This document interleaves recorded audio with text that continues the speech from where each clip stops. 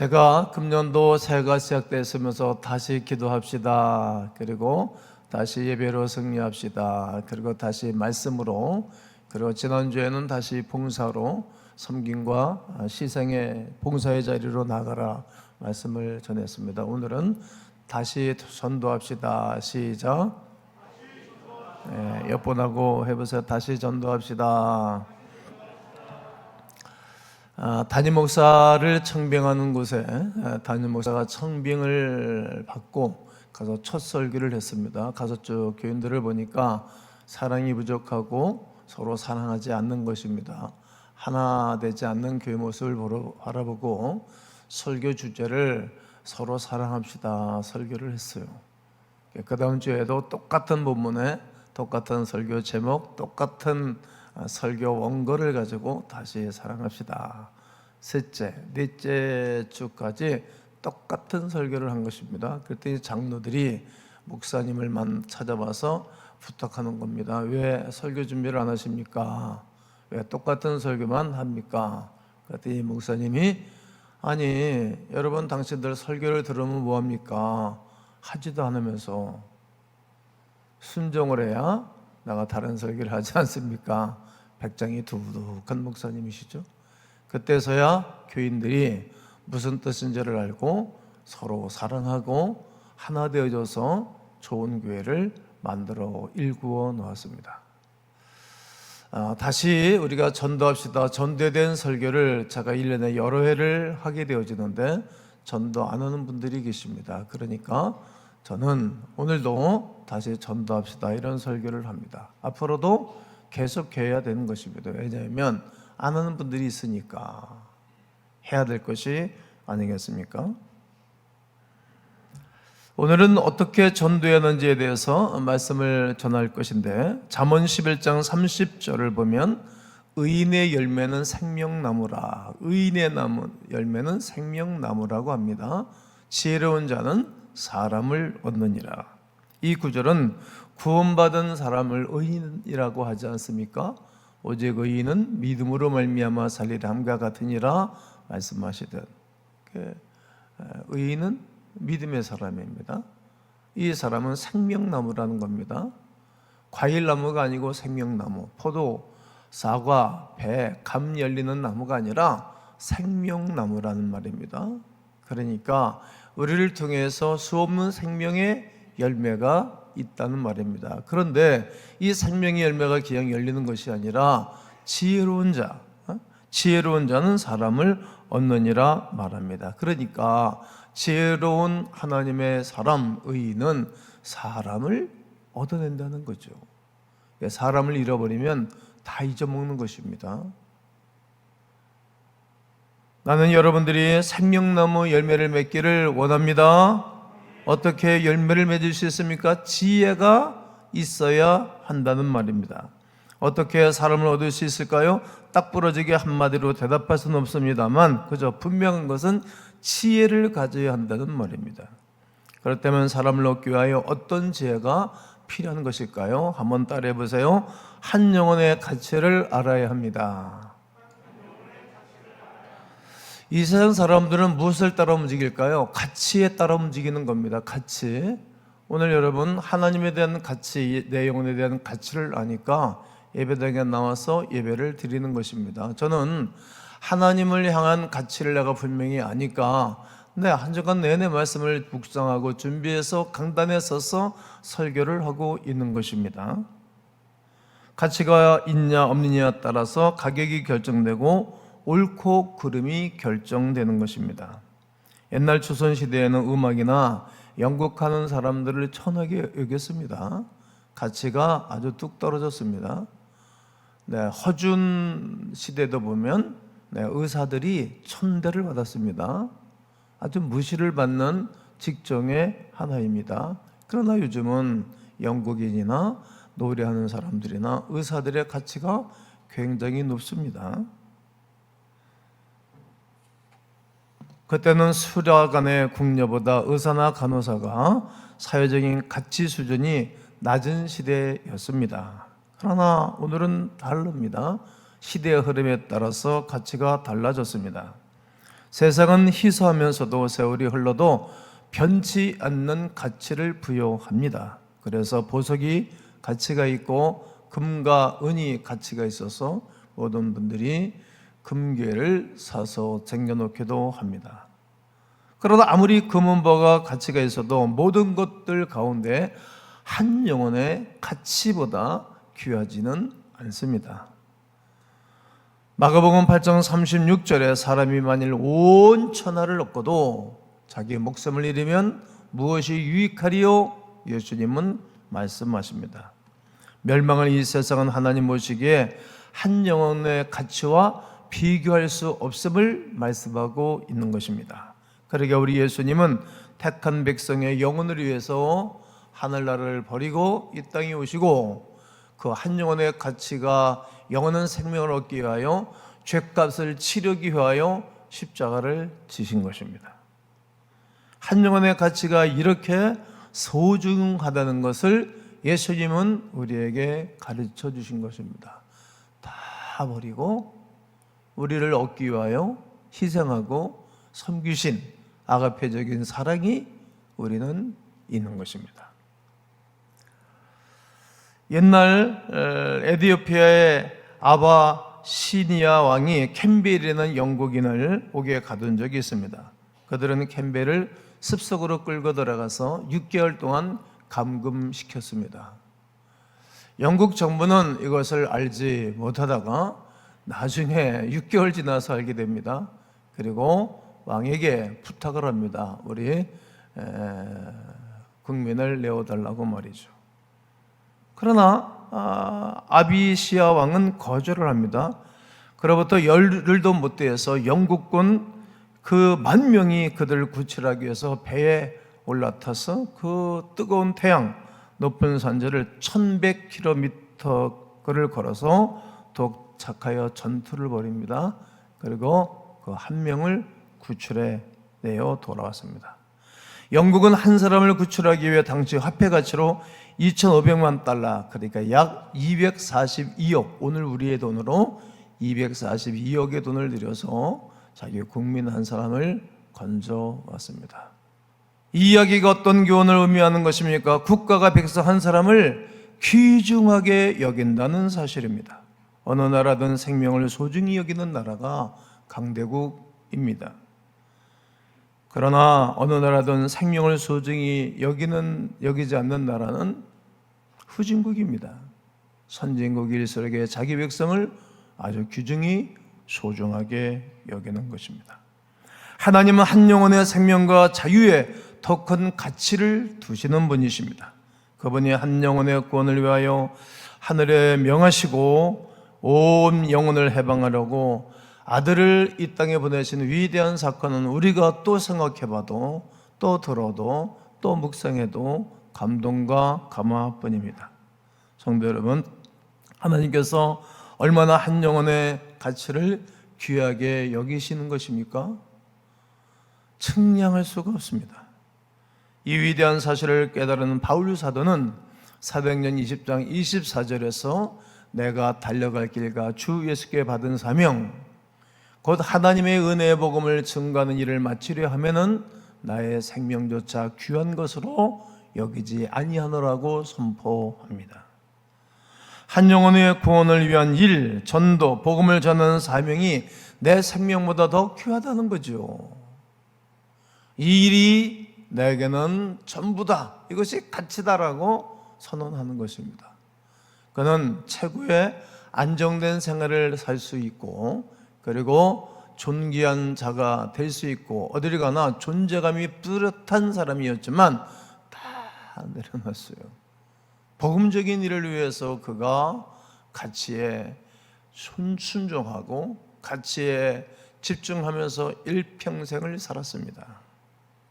우리가 이런 자세, 이런 가치관만 있으면 전도할 수 있습니다.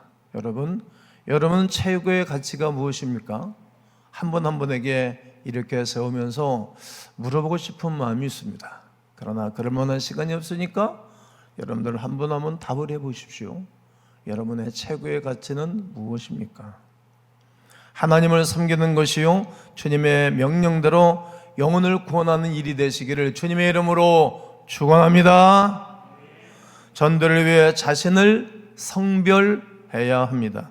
성별이란 거룩하게 구별했다는 말입니다. 일반적인 것에서 구별하여 거룩한 삶을 사는 것, 내 몸이, 내 삶 전체가 거룩하게 쓰임받는 것 얼마나 아름답고 귀한 일인지 모릅니다. 한 토기장이가 못 있는 도자기 술잔 2개를 만들었습니다. 똑같은 재료로 똑같은 모양으로 토기장이가 만들었습니다.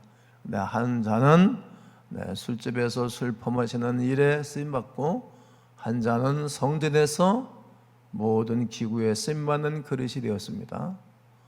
어떤 그릇이 가치가 있는 것입니까?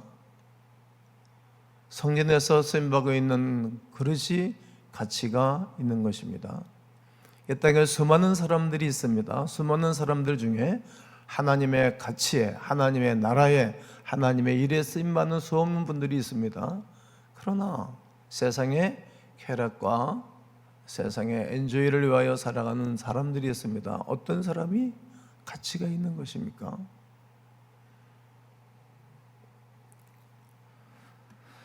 성전에서 사용하게 되는 마이크도 우리가 하나님의 복음을 증거하는 일에 쓰임받고 있는 마이크가 성별되고 구별된 것입니다. 그러나 세상 노래를 하고 그런 사람들 앞에 쓰임받는 것은 구별되지 않은 것입니다.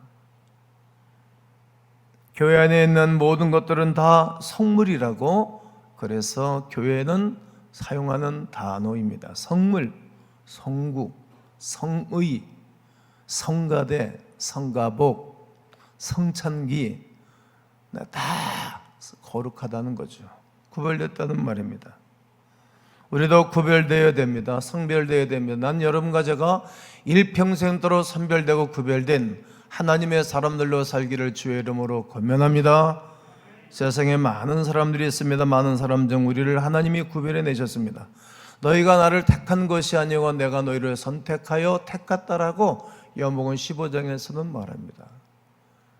나는 청년 때 이 성경을 읽으면서 그래, 하나님이 나를 먼저 부르셨구나, 택하셨구나, 그리고 은혜를 주신 것에 대해서 늘 감사하면서 살았습니다. 주님이 우리를 선별하여 구별하셨다는 것, 하나님의 놀라운 은혜입니다. 신명기 14장 2절에도 너는 네 하나님 여호와의 성민이라, 여호와께서 지상 만민 중에서 너를 택하여 자기 기업의 백성으로 삼으셨느니라고 말씀을 하십니다. 오늘 본문의 빌레 집사는 자기를 부르신 하나님께 온 마음을 다하여 드렸습니다. 그래서 남들이 가치 없는, 가지 않는 사마리아 곳으로, 지역으로 가게 됩니다. 요즘 선교사님들도 어려운, 힘든, 그리고 소외된 곳으로 가는 분들이 있는가 하면 그렇지 않은 곳으로 가는 분들도 계세요. 영국으로 선교사 가신 분들도 있고, 독일로, 또 프랑스로, 또 미국으로 선교사 가신 분들도 계세요. 가야 되겠죠. 거기에 예수 안 믿는 사람들 많으니까. 그러나 그런 곳보다는 어렵고 힘든 곳에 가는 곳, 테레사 수녀처럼 말이죠. 그것이 성경적인 거예요. 싫은 곳, 싫은 사람들, 싫은 동네, 버림받은 동네 같은 곳으로 가는 거예요. 오늘 빌레 집사가 거기를 갔어요. 예수님도 사마리아 성에 들어가셔가지고 요한복음 4장에서 남편이 5명이나 바꿔가면서 살았던 이 여자 만나서 전도해서 구원을 받게 하잖아요. 왜 거기 갑니까? 가지 말라는 거지. 힘드는데 왜 가냐고. 이상한 사람은 사귀지 말라고 우리는 말하잖아요. 남들이 가지 않는 사마리아 쪽으로 복음을 전하러 가는 것입니다.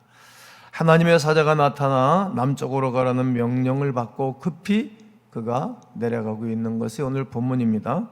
가서 보니 에티오피아 내시를 만났어요. 에티오피아 국왕의 국고를 맡은 재무장관을 만나게 된 것입니다. 아마 이들이 구약 성경을 읽었는데 어떻게 구약 성경에 손에 들어갔을까? 솔로몬 시대 때에 스바 여왕이라는 사람이 있잖아요. 에티오피아. 그게 등장을 해요. 그때 선물로 이 솔로몬이 줬을 거다. 그리고 너무 좋으니까, 하나님을 잘 섬기니까 이렇게 영광스러운 나라가 되고 잘 되니까 우리도 하나님을 믿자. 그리고 아마 성경을 필사를 해서 쭉 나눠줬을 거예요. 그 성경을 이 내시가 들고 올라왔다가 이제 자기 본국으로 돌아가는 길에 필립 지사를 만난 것입니다. 하나님이 이렇게 하나님의 때에 시대마다 구원의 역사를 이루어 가시는 것입니다. 하나님이 성별되게, 필립은 집사예요. 집사, 안수 집사, 목회자가 아닙니다. 예루살렘 교회의 서열 두 번째입니다. 서열 두 번째. 이제 사도행전 6장을 여러분들이 돌아가서 한번 쭉 살펴보시면 알 수가 있습니다. 하나님이 왜 우리를 이렇게 구별하고 성별시켰을까? 전도에 쓰시려고 성별하신 것입니다.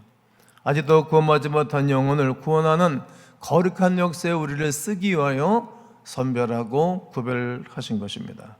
내가 선택한 것이 아닙니다. 주님이 나를 선택하신 것입니다. 은혜로 구별하셨고 성별하셨습니다. 그냥 조건 없는 구별이었습니다. 우리가 잘나서 우리를 구별하는 것 아닙니다. 우리가 하나님 앞에 의를 행해서 구별하는 것이 아니고 무조건적인 사랑을 가지고 우리를 선택하고 은혜를 주신 것입니다. 찬송가 310장을 1절을 보면 하나님의 은혜로 이 쓸데없는 자 왜 구속하여 주는지 난 알 수 없도다. 내가 믿고 또 의지하면 내 모든 형편 아시는 주님 늘 돌봐 주실 것을 나는 확실히 아네. 여러분, 나 같은 사람 불러주신 곳 하나님의 은혜구나. 은혜. 여러분, 그런 마음이 있으십니까? 그것이 아주 좋은 하나님이 원하시는 마음입니다. 나 같은 사람을 하나님 부르셔서 은혜를 주신 것에 대해서 감사를 하되 나를 전도에 쓰기 위하여 구별하셨다는 것, 이 위대한 사실을 깨닫고 복음을 증거하는 일에 여러분 쓰임받기를 주의 이름으로 권면하고 축복합니다. 성령이 인도하심에 나를 맡겨야 합니다. 전도는 어떻게 할까? 사실 안 해봤던 사람들은 막막할 것입니다. 그러나 잘하는 분들은 전도하는 게 그리 어렵지 않습니다. 대상마다 다르고 환경마다 다르게 이 메시지를 증거해 줘야 됩니다. 그러나 명심할 것은 내가 하는 것이 아니라 성령께서 하시는 것입니다. 너희들이 나가서 무슨 말을 할까 염려하지 말아라. 너희 가운데 말씀하시는 분은 너희 안에 계신 성령이라고 마태복음 10장에서 제자들을 파송하는 파송장에서 예수님은 말씀을 하십니다. 즉 성령께서 하시는 일이라 성령께 맡겨야 되고 성령께서 이끄시는 대로 행하면 구원의 놀라운 역사가 일어납니다. 사도행전 8장 29절을 오늘 본문 29절을 읽습니다. 시작. 성령이 빌립도로 이르시되 이 수레로 가까이 나가라 하시거늘. 누가? 성령이 말씀하시는 거예요. 누구에게? 필립에게, 필립 집사에게 말씀을 하셨어요. 오늘 여러분은 가움교회 공동체가 담임 목사를 통해서 이 말씀을 하시는 거야. 성령께서 오늘 이 시대에 2월 첫째 주 우리 첫예배 33주년 기념 예배에 하나님이 주의 종을 통해서 성령의 음성으로 나에게 들려주시는구나. 이 말씀에 순종하시기를 주의 이름으로 권면합니다. 성령이 말씀하시는 것입니다. 그렇습니다. 성령께서는 우리의 상상을 초월하는 것으로 인도해 가시는 것입니다. 때로 내가 원치 않는 것으로도 인도해 주시고요, 전혀 예상치 못한 것으로 가기도 하고 전혀 알지도 못한 사람을 만나기도 하고, 그리고 나를 통해 수많은 사람들이 구원 얻을 계획을 하시는 것입니다. 위에 이해할 수 없는 일들이 있습니다. 그래서 복음을 증거하는 사람들을 향하여 많은 사람들은 미쳤다고 말하죠. 그러나 미친 것이 아닙니다. 성령이 이끄시는 대로 할 뿐입니다. 어느 대학병원에 잘 나가는 의사 한 분이 갑자기 의사직을 사표를 던집니다. 그리고 신학대학을 들어간 겁니다. 왜요? 은혜를 받았기 때문이죠. 보장된 봉급, 보장된 환경, 좋은 차, 좋은 집 다 내려놓고 떠나가는 겁니다. 아주 미련해 보입니다. 미련해 보입니다. 여러분 보기에는 어떻습니까? 미련해 보이지 않습니까? 그러나 성령이 이끄시는 대로, 성령이 그에게 말씀하신 대로 그는 그냥 순종하는 것입니다. 성령이 인도하신 가운데 빌립 집사는 에디오피아 내시를 전도했다는 겁니다. 재무장관을 전도한 것입니다. 여러분, 복음을 증거하면 성령이 역사해 주십니다. 말씀을 사용하는 것입니다. 성령의 흑음 하나님의 말씀을 사용해야 합니다. 사도행전 8장 28절, 31절, 35절을 한번 읽겠습니다. 28절 읽습니다. 시작. 돌아가는데 수레를 타고 선지자 이사야의 글을 읽더라. 그러니까 이 국거 맡은 내시가 이사야서 성경을 이제 읽은 거예요. 어떻게 손에 들어간 것은 조금 전에 말씀을 드렸잖아요. 또 31절 읽으세요. 대답하되 지도해 주는 사람이 없으니 어찌 깨달을 수 있느냐 하고 빌립을 청하여 수레에 올라 같이 앉으라 하니, 그러니까 지도해 주는 사람이 없으니, 여러분 설교해 주는 사람, 성경을 가르쳐 주는 사람이 없으니까 알 수가 없죠. 그래 이제 교회는 항상 뭐든지 지도자를 세워서 하나님은 일을 하시잖아요. 깨달을 수 있느냐 하고 빌립을 청하여 수레에 올라 같이 앉으라 하니, 그러니까 이제 오늘로 말하면 내 승연자 같이 타시오. 한번 타요. 그렇게 이제 빌립을 올라타게 했어요. 성령이 모여서 가게 했고, 그리고 35절 읽으세요. 시작. 빌립이 입을 열어 이 글에서 시작하여, 네, 이 이사야서를 읽으면서 누구를 가르쳐 복음을 전하니? 예수.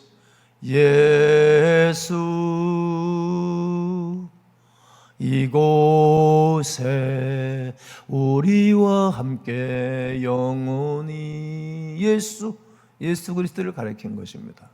예수라는 이름은 저희 죄에서 저희를 구원할 자, 그 이름은 임마누엘, 그를 믿으면 영원한 생명을 얻는 예수님을 가르친 것입니다. 우리가 전해줄 것은 예수만이 당신의 구원자라는 것을 가르쳐 주어야 됩니다. 빌립 집사가 이 에디오피아 국권받은 레시에게 이 복음을 전해준 것입니다. 이사야서 53장을 읽어주었고 설명하여 예수를 전하는 것입니다. 여러분, 예수 그리스도만이 우리의 영원한 구원자임을 선포합니다. 다른 이름으로서는 구원을 얻을 수 없는 천하 사람 중에 구원을 얻을 만한 다른 이름을 우리에게 주신 일이 없음이더라. 이렇게 사도행전 4장 12절 말씀하시듯이 말이죠. 이르되 주 예수를 믿어라. 그래야만 너와 내 집이 구원을 얻으리로다 하고 16장 31절 바울이 말한 것처럼 예수 아니면 구원이 없는 거예요. 여러분, 우리가 예수님 때문에 변화받은 무수한 많은 분들 아닙니까? 예수님 때문에 말이죠. 그가 복음을 받고 난 다음 그 결과가 아주 뚜렷하게 나타났습니다. 오늘 36절을 보면 길 가다가 물이 있는 곳에 이르러 그 내시가 말하되 보라 물이 있으니 내가 세례를 받으면 무슨 꺼리낌이 있느냐. 여러분, 빌립 집사가 이제 세례를 베푸는 장면입니다. 이에 명하여 수레를 멈추고 빌립과 내시가 둘 다 물에 내려가 빌립이 세례를 베풀고, 많은 목사님들이 이분 설교하는 것을 꺼려하죠.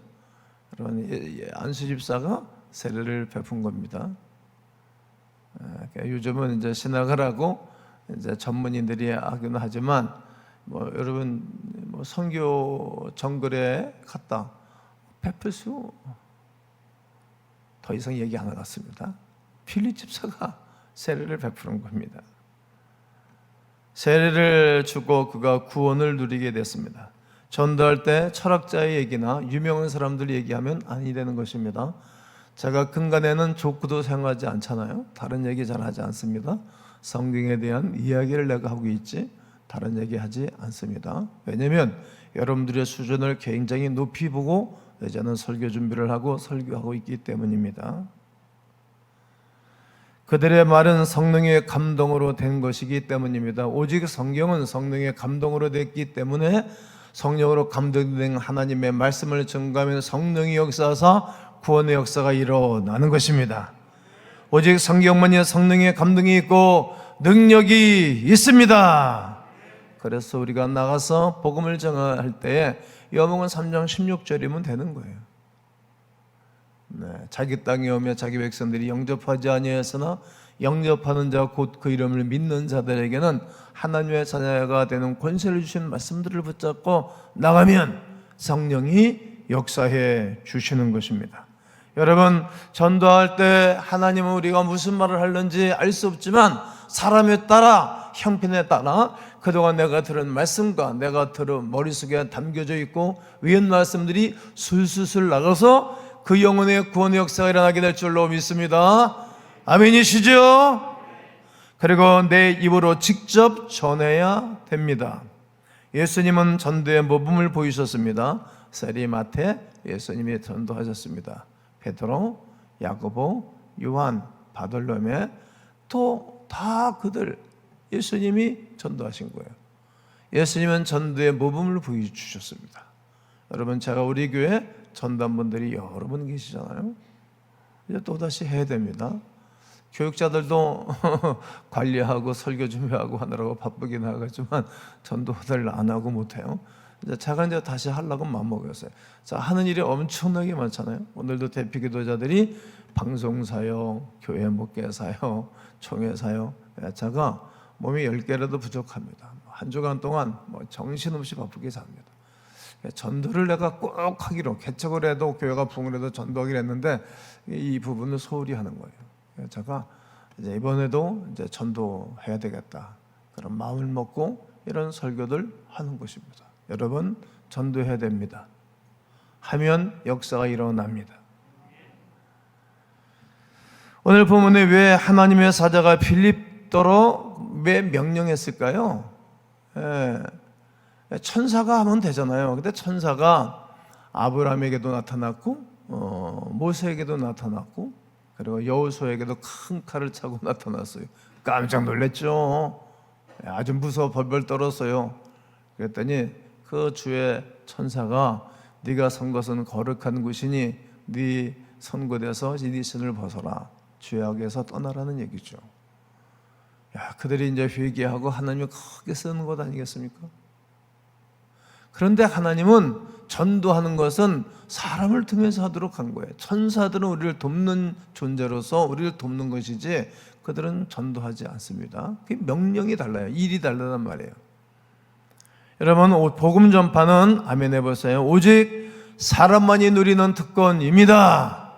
크게 한번 읽어보십시오. 시작. 우리만이 누리는 특권인데 왜 특권을 내고 삼지 못하는지 생각해 보아야 됩니다. 하나님은 복음을 전할 때 반드시 사람을 쓰신다는 거예요. 사람을 사용하신다는 거예요. 오늘 설교자로 이 김동기 목사를 사용하듯이 우리의 스피커, 내가 다른 사람에게 나를 통하여 이 복음이 증거되도록 하는 것입니다. 오늘 우리 주변에 수없는 사람들이 있습니다. 그들을 접해야 되는 것입니다. 어떻게 보면 아무도 들을 사람이 없습니까? 아닙니다. 빌립에게 에디오피아 내세를 준비시켜 주시듯 우리 주변에 우리의 입을 통하여 예수에 대한 이야기를 들을 사람들을 준비해 놓은 것입니다. 그들이 오유코스, 확대된 가족이 있다는 말이죠. 우리 오유코스는 수없이 바뀝니다. 이사를 갔다든지 직장을 이직을 했다든지 새로운 거래처가 텄다든지 그리고 결혼을 해서 사돈을 만났다면 사돈도 우리의 전도 대상자 아니겠어요? 모든 식구들을 우리는 만나게 되고 우리의 입을 통해서 증거할 그 예수에 대한 이야기를 들을 사람들이 준비시켜 놓은 것입니다. 주님의 음성에 우리는 민감해야 되는 것입니다. 하나님은 우리에게 요구하시는 것이 무엇이 있을까요? 야, 너를 통해서 복음이 증거되기를 원해. 너를 통해서 하나님의 나라가 확정되기를 원해. 너를 통해서 가뭄 깰 수 없는 구원받을 백성들이 돌아오기를 원한다라고 하나님이 하시는 음성을 들어야 됩니다. 하나님은 우리의 만나는 사람들을 준비시켜 놓은 이유는 나를 통해서 그들에게 복음이 증거되기 위함입니다. 여러분, 부산에 있는 사람 내가 어떻게 전도를 하겠어요? 거기 아는 사람이 별로 없어요. 저는 인천에, 저는 부천에 이렇게 아는 사람이 있고 내 주변에 아는 사람들이 가까이 있는 거예요. 바운드에 있다는 거예요. 이들에게 복음이 증거되어진다는 것이죠. 주님은 내게 직접 전하기를 원하는 것입니다. 내가 나를 통해서 말이죠. 그러니까 두려워하지 않아야 됩니다. 상대방이 어떤 반응을 보이든지 두려워할 이유는 없습니다. 내가 전하는 말을 듣고 받아들이면 영혼 구원이고 거절하고 핍박한다면 내가 상급이 있는 것입니다. 마태복음 5장 11절과 12절을 보게 되어지면 나로 말미암아 너희를 욕하고 박해하고 거짓으로 너희를 거슬려 모든 악한 말을 할 때는 너희에게 뭐가 있나니? 복이 있나니. 나로 말미암아 예수로 말미암아 이 복음을 증거할 때 핍박하고 박해하면 복이 있다. 어떤 복이 있습니까? 12절을 읽습니다. 시작. 기뻐하고 즐거워하라. 하늘에서 너희의 상이 큼이라. 너희 전에 있던 선지자들도 이같이 박해하였느니라. 복음을 증거하다가 핍박을 당하고 박해를 당하고 매를 맞고 어려움을 당하면 복이 있다는 거예요. 복이 있다. 하늘의 상급이 크다는 겁니다. 모든 선지자들이 그랬습니다. 히브리서 11장을 여러분이 오늘 돌아가서 읽어보시면 그 우리의 조상들이 신앙으로 믿음으로 지키게 됐던 사람들이 다 핍박을 받고 어려움을 당했어요. 그들의 자녀들이 다 잘된 것 아닙니까? 빌립이 수레에 올라 직접 복음을 전할 때 성령이 그 사람의 영혼이 거듭나게 하셨던 것입니다. 구원을 받게 하신 것입니다. 우리가 입을 열어 복음을 선포하고 증거할 때 성령께서는 우리의 입술에 능력을 베풀어 주시고 말씀의 권세를 하나님이 함께 해주시사 성령의 능력으로 구원받게 될 줄로 믿습니다. 함께 해 주실 것입니다. 여러분, 또다시 우리가 영혼을 사랑함으로 이 복음을 증거함으로 다시 한번 구원의 역사와 구원의 큰 역사가 일어나는 과금민들 되시기를 주의 이름으로 축원합니다.